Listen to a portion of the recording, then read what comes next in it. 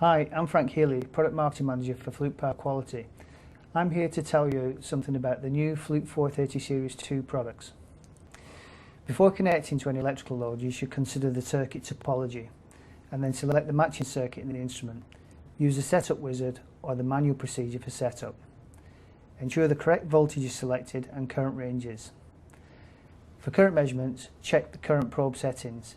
If you use the standard iFlex flexible current probe, the measurement will be the instrument will be correctly configured when first used.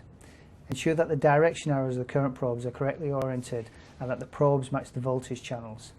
If the direction is wrong, your power readings will be incorrect. Once you've connected the analyzer to the load, you can make some measurements. To do this, we can press Menu, Volts, Amps, Hertz and Enter, and we can see the basic measurements of the circuit. This screen summarises each of the voltages and currents on the load.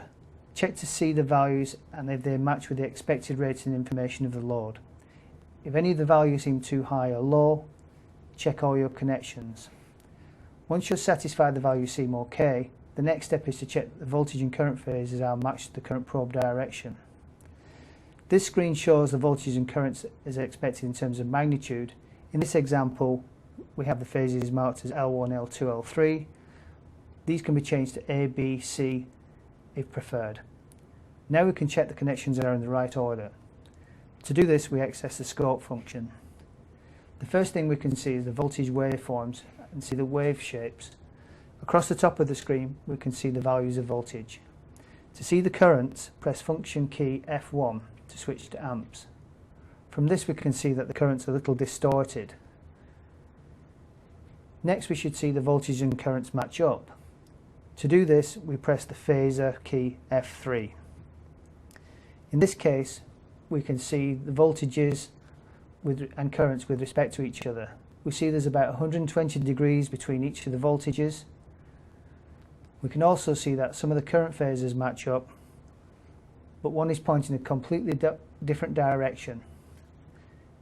We can check why this might be by looking at the direction arrows on the iFlex current probe for phase L2.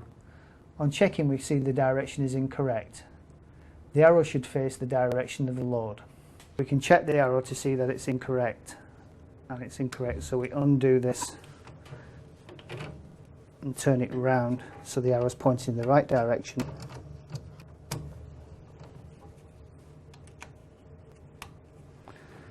And now the arrow is correct. When we turn this around, it now matches the others. Having these values match up correctly is important, as if the direction is wrong, the power values may appear negative and this will affect the totals. For comprehensive tips on connecting correctly, check out your local Fluke website for our Power Connections video.